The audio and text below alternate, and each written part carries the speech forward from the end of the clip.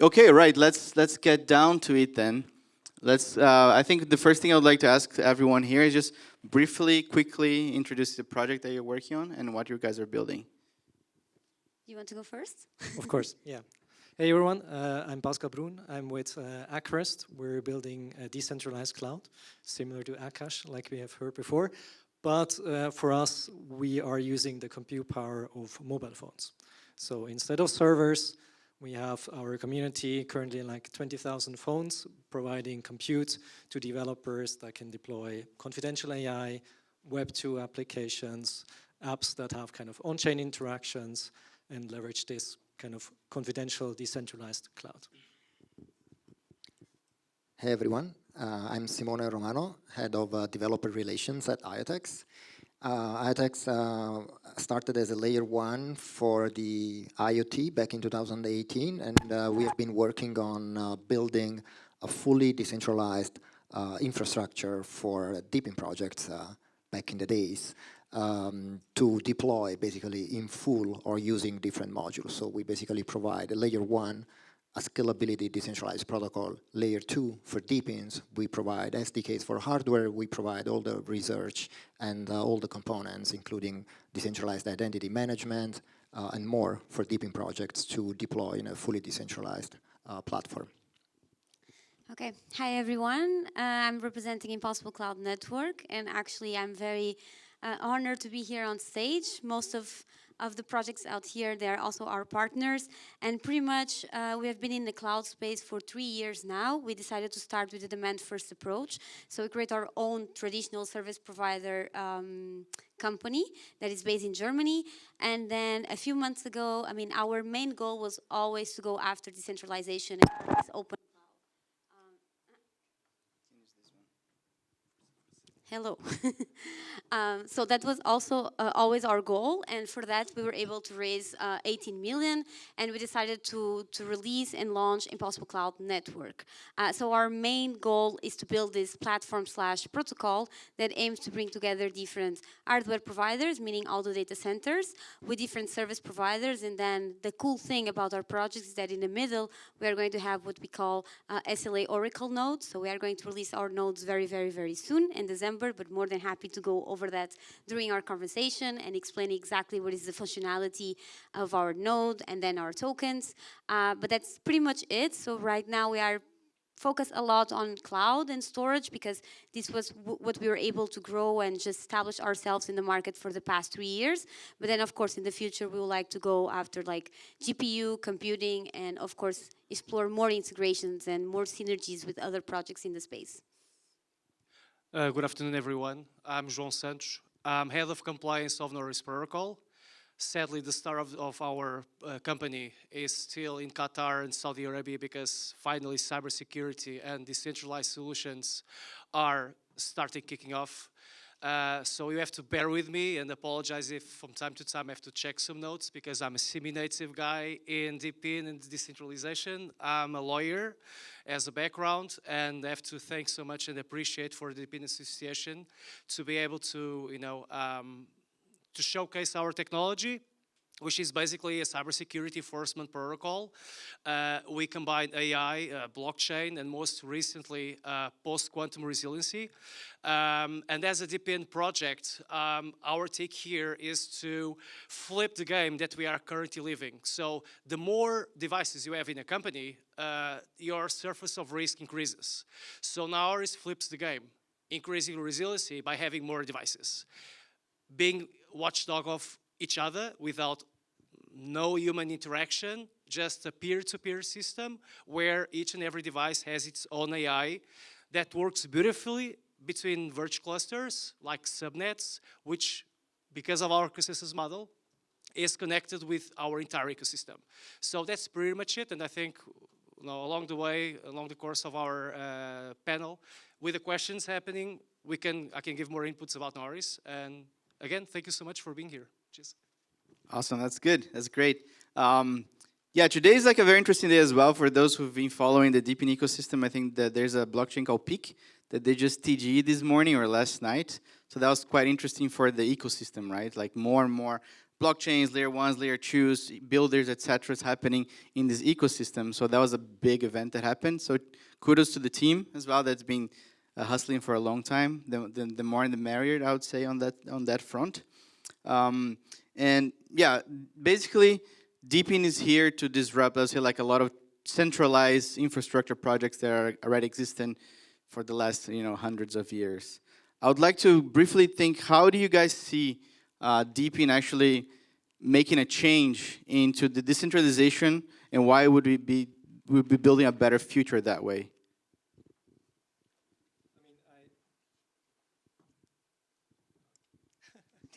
Good, perfect. The battery lasts one question. Yes. Show that. So I think for DePIN itself, this can be a huge accelerator for Web3 in general, because the entry barriers usually are very low. So meaning that you don't really have to go through a complete process on, I don't know, if you want to participate in DeFi, for example, you need to onboard, you need to get your fiat into some crypto to be then able to put this into a protocol, and then first you have to understand the protocol, right? For DePIN, often it's either you can get maybe a sensor for very kind of low amounts of money, or you can even have kind of things like with Acurast, for example, you just have your phone, right? You just onboard with your phone. It takes 3 minutes in our case, and then you're already part of DePIN, right? And you can start to kind of provide value to someone else that then essentially in return starts building on top of what you're providing. So for me, this is really kind of the funnel for greater adoption in the Web3 space. And I think you've mentioned peak launching. This is kind of a very lighthouse kind of signal for the whole of DePIN. And I think we're really just at the beginning of this. One question really quickly. I'm a big fan of Acurast. Actually, I'm a big fan of everyone here. Who here has a spare phone sitting on their drawer in their homes? Like, hands up. Each one of those devices could actually be mining, making some passive income. If you guys look at Acurast, just make sure to check it out. Thanks for the shield. I'm done, good. So yeah, what I think about DePIN and why I think it's going to disrupt the future. Yeah, exactly. What's going to change? So yeah, as it's been already mentioned, DePIN, decentralized physical infrastructure networks, actually means for me blockchain mass adoption. Why? Right? We've been talking about blockchain mass adoption for years till now, but except for the financial space, probably, which is the most obvious, how this mass adoption is going to happen, I think no one till now has still identified. And I think DePIN is the actual way how blockchain can reach mass adoption. Why infrastructures? Because basically we are trying to use blockchain to incentivize the physical world, because blockchain is an incentive layer, basically, right? It's a financial incentivation layer. So we want to use blockchain means we want to incentivize something in the physical world, incentivizing people to do something or machines to do something. Between the two, machines are the most obvious, because machines run on protocols, and so you can trust protocols, right? And that's why you want to use infrastructures. That's why probably DePIN is the most obvious path for blockchain to start incentivizing something in the physical world. So for me, that's the path to mass adoption for DePIN. And of course, it's going to improve our everyday life in many ways.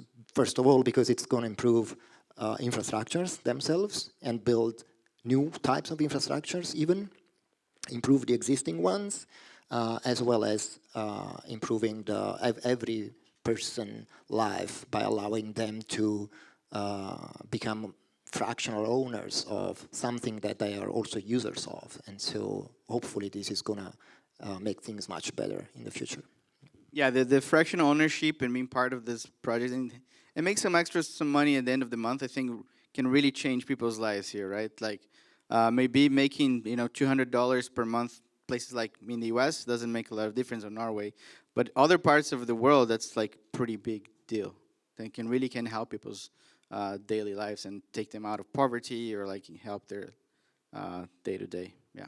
And they're providing a service, right, in the end. So they're providing value in return. It's not just kind of that there's some magic internet money being thrown around, right? They're really providing a service for the first time.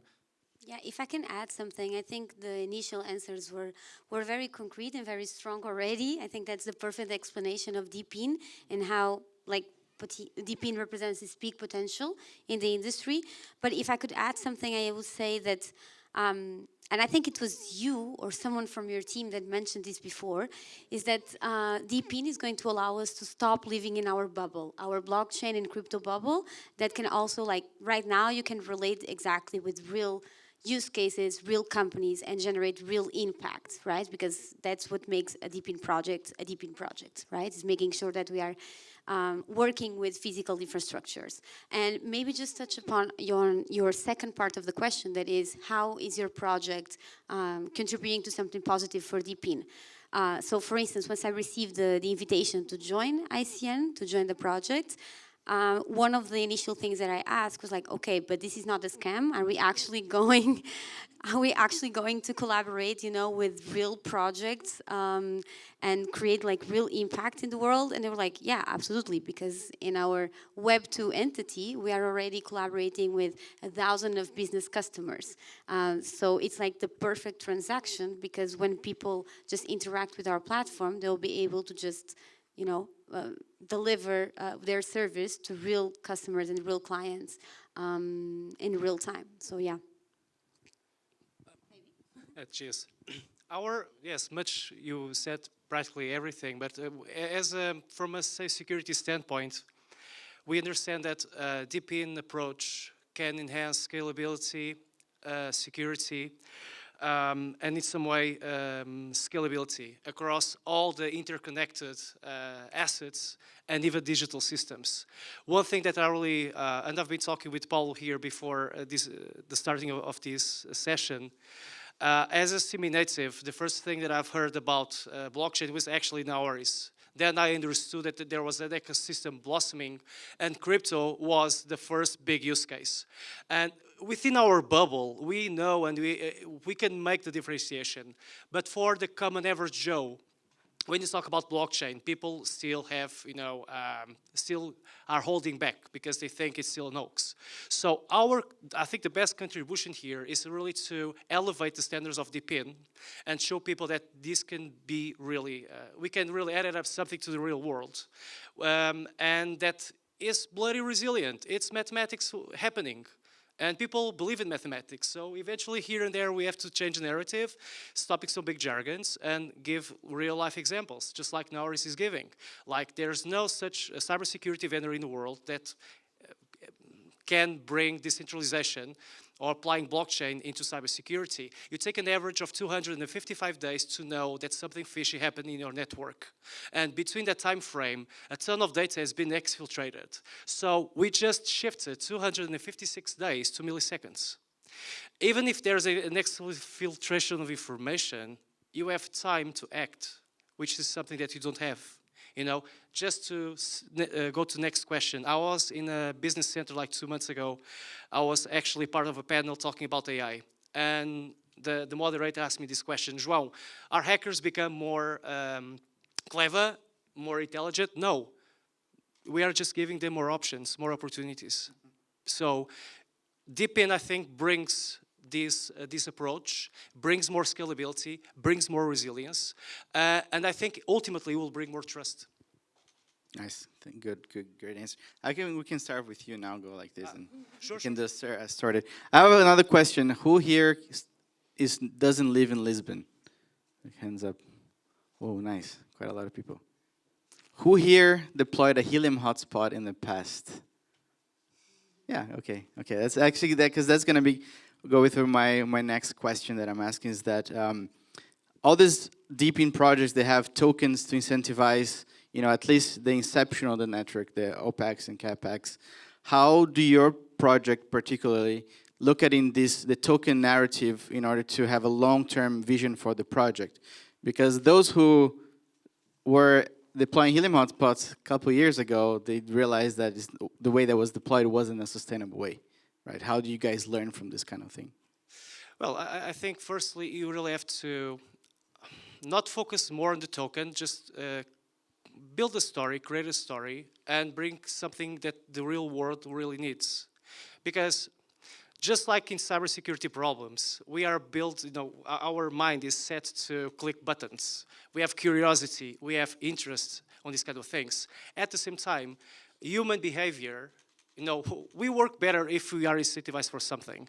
And we understand, like, since the 70s, our capitalism shifted from the infrastructure to the superstructure. The worker is not, it does not feel as well valued like 40, 50 years ago. I'm not being political here, but we understand as employees, I was an employee in the past as well, like I am right now. And sometimes you don't feel exactly valued. We don't feel ourselves connected with the projects and with these that we believe. So if we start having projects that, community projects, municipality projects that can implement DePIN, and instead of being a very active, passive situation, I myself as a mayor, I can say to all of you that belongs to my municipality, well, I'm just bringing here, like, for instance, a different system to gather litter, I want all of you to become part of this. And if you become part of this, not only you get rewards, discounts in like stores in our municipality, but we can actually lower costs. And another thing, you have visibility towards everything I've been doing, because you are incentivized to be part of the project, but you are also cooperating. We can become community-driven. That's pretty much it. Yeah, I think you touch on two important words, that is community-driven and cooperation, right? And your question was related to token. How important is a token? So for us, for ICN, it's absolutely the center of everything, right? Of course, then we are never going to be able to succeed without the community, but the token is going to rule the entire protocol and the entire platform, meaning that we also have an incentivization plan for the node operators, but also for all the hardware providers or service providers that are going to explore our platform. So for us, of course, it's very important to make sure that we have a long-term vision and that people actually understand how the token is going to work and rule the entire platform.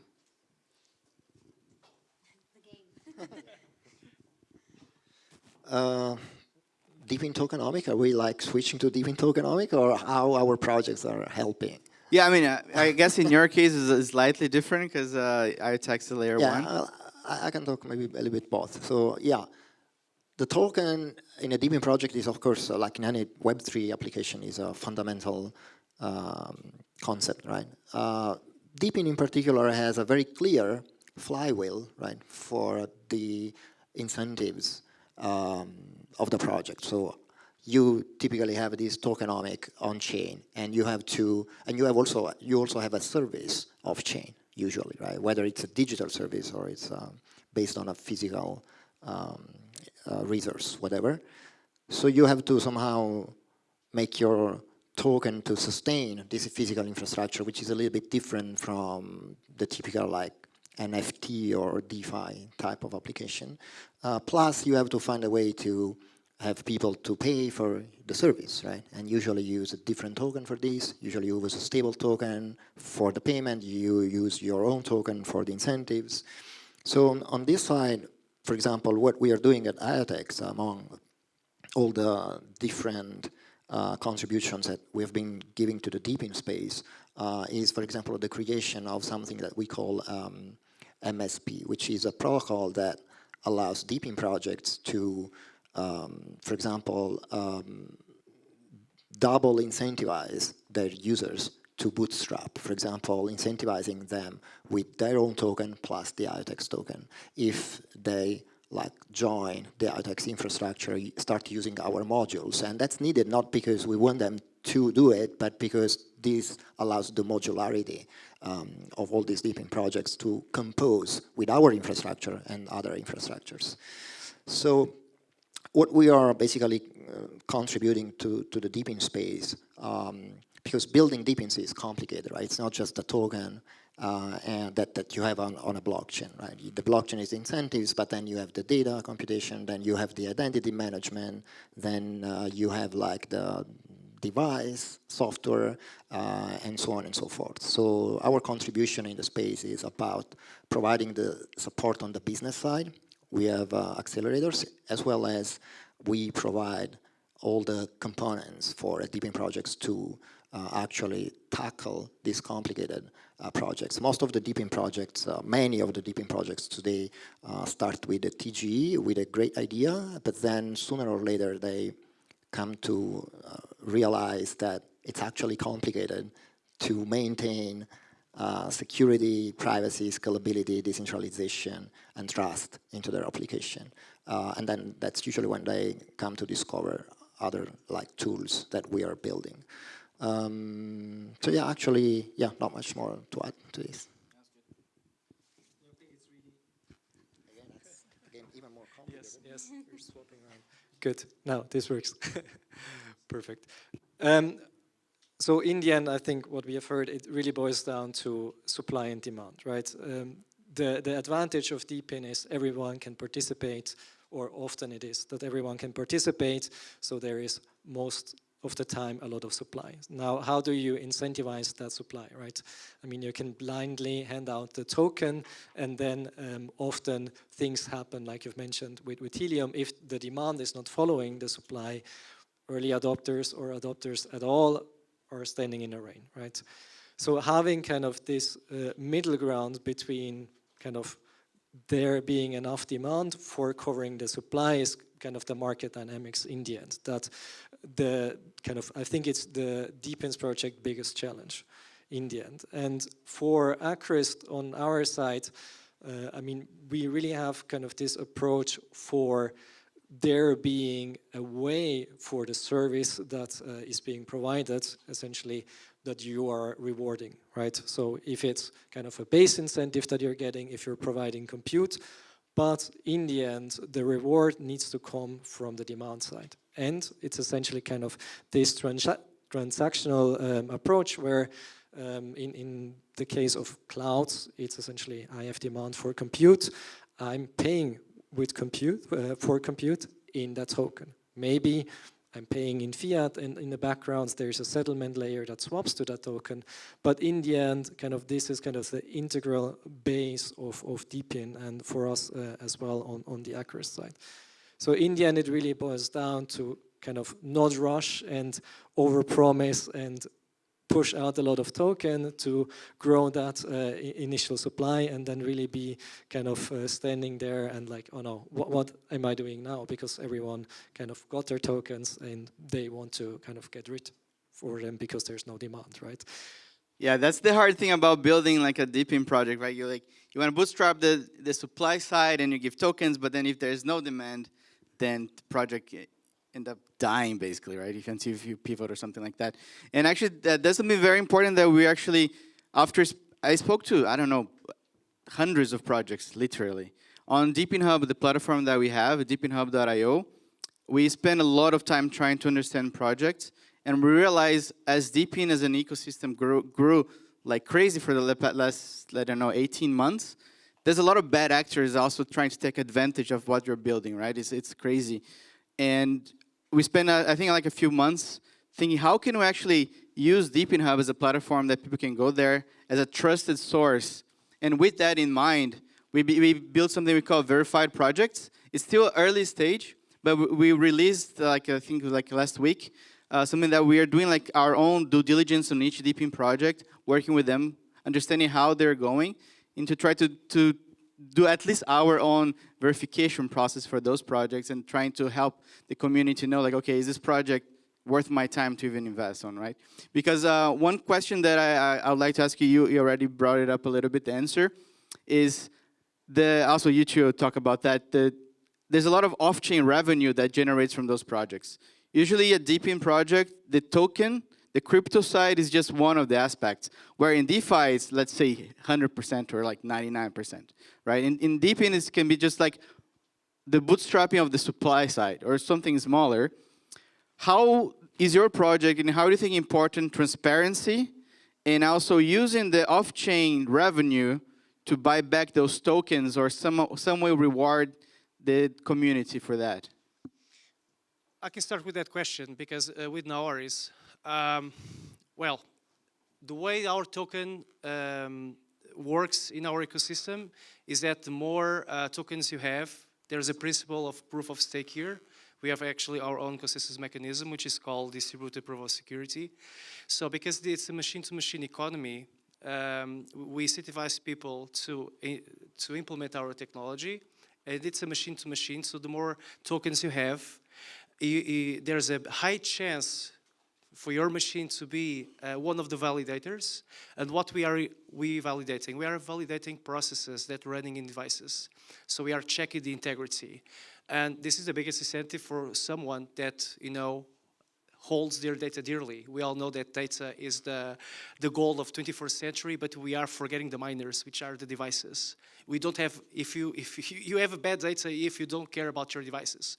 So having an ecosystem that works for you without a bare minimum of human interaction, it's enough. That's why we say to our partners, government entities, you can work in a hybrid chain, you get the rewards, you are validating, but we have also, in our entire ecosystem, devices from out of your network, and some of them, people like you and me, that may buy a ton of hardware and to get computational power and buy tokens to stack them and be able to be a validator to the ecosystem. So again, it depends, it's very subjective. It depends also the person, if the person is also willing to participate in the ecosystem. And just like Naoris, every DePIN, the more it grows, the value will also increase. So it's, I think, actually a good take for all of us to promote a real life asset, a real life service, and this community-driven, bringing people to earn as well. Okay, I can go next. Yeah. Can you just remind me of the question? It's like I mean, ICN. How are you guys going to use the off-chain profits? Yeah. To really reinvest that into the community? Of course. I mean, I think right now, like with all the projects here on stage, I think we are the new one on the block, right? Because I mean, we are still in the process of testnet and then the node cell, and only like mid next year we are going to have our mainnet live, and it's not even the final version of our protocol, because as you can imagine, it's very complex to code, but we really want to put it out there. So with that in mind, of course, regarding tokenomics and all like the different tiers and distribution of the token and also the node operators, this is something that we are going to release like in a few weeks, but of course we still need to have a lot of final confirmations. But for sure, like even like some grants of collaborating with business and enterprise customers, this is also that we want to make sure that we give back to the community. Like for instance, we are also trying to organize an ICN hackathon once we are able to release our mainnet. So we really want to make sure that the community can grow with the platform and with the ecosystem, and they can also start building on top of ICN very, very soon. So, but again, step by step. So yeah, so IoTeX is an infrastructure protocol, so my answer again is a little bit different. It's not that we are a DePIN project with our token.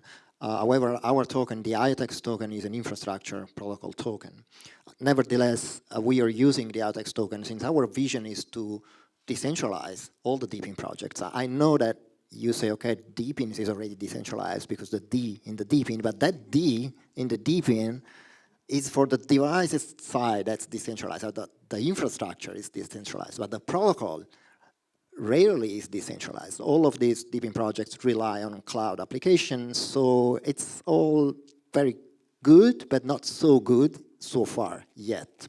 Well, you have deploy an Acurast or you have right? You have to start somewhere, right? Also DeFi, before we had Uniswap, there were a lot of trial and error, right? You have to start somewhere.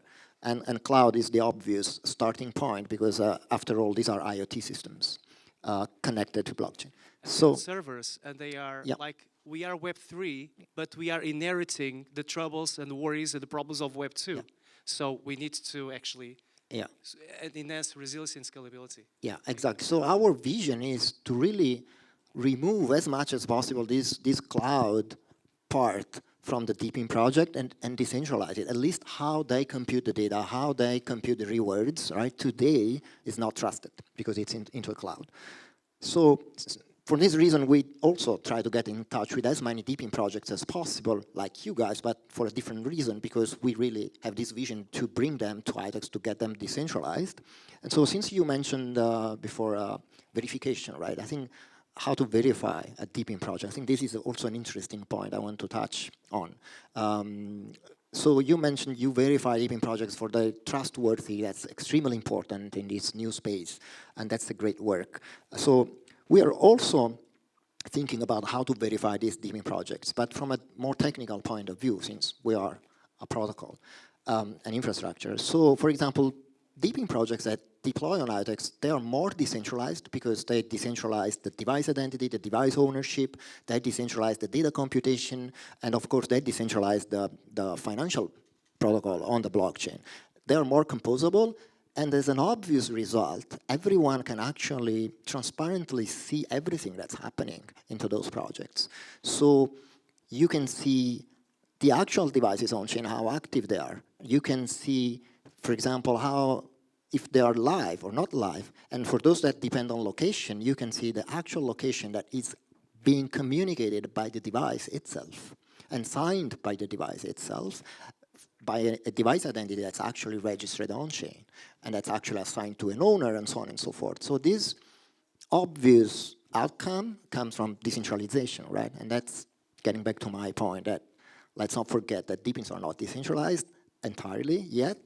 And they should be verifiable, not only at the business level, but also at the actual protocol level, so that people can actually trust that Helium, well, Helium is a big name, but any other Helium whatever, does actually have devices, where they are, how active they are. Are they actually growing at the rate they are saying they're growing, right? All this information should be trusted and visible, and this only comes out of real decentralization, not only the nodes of the infrastructure decentralized, but also the protocol. Yeah, and that's one of my questions, right? Because a lot of the projects, the crypto is only one aspect, and then you can of course understand everything through explorers doing like on-chain analysis. But when the project has off-chain deals that the community doesn't know about, for example, Hive Mapper, they sell the data, they don't tell who are they selling it for, so you don't actually know if their profit is really going back to the miners, right? Exactly. I think for the core service, it really comes down to settlement, right? I mean, if you have a service provider that sells compute to someone else because they can build confidential AI, right? And they essentially sell the compute plus the knowledge. But they themselves still have to go through the settlement layer, which is, for our case, the Acurast token, right? And they are rewarding the compute that is out there in that token. So I mean, I really see kind of this also as an advantage in terms of if there are like these off-chain deals, obviously not profiting of kind of the network itself, but kind of leveraging these networks essentially to build other services on top and really reaching out to kind of areas that otherwise would not be able to build on top of these technologies because they simply don't have the knowledge, right? So really settlement. I think it should be the DePIN community to define standards because that will be the advent for the regulation, and we cannot be naive enough to say or to think that we never get regulated or there's not going to be someone somewhere else. Look what's happening with crypto in the US. It's the most flourishing environment for crypto and crypto projects, but they are still holding legal frameworks made by lawyers that belong to financial ecosystem. And crypto and blockchain should be also be positioned as an engineering solution. And having engineers and people from this vertical talking about crypto and how crypto should be regulated, and hence blockchain. So if you don't tackle this right now, we may find, in other area fields, just like in crypto, we may get the same end. So, and because we are really offering real-life solutions, I think it's at the same time a good invitation, a best practice from our end to say at the same time we are the first wanting to standardize. We are the ones to, again, have answers and have sanctions if people follow or goes off their principle, their ethos, and eventually converting it into law. But it's always better starting from ourselves than waiting for lobbyism and politics to, erode our ecosystem for like 5 or 6 years. Yeah, regulation is not a bad thing if it's done correctly with everyone in mind, not just small party. I think we are over time already, no? Sorry, guys, we're just too excited here. Well, thanks so much for joining. I think Thanks. Thank you, guys. hopefully it was useful for Thank everyone. you.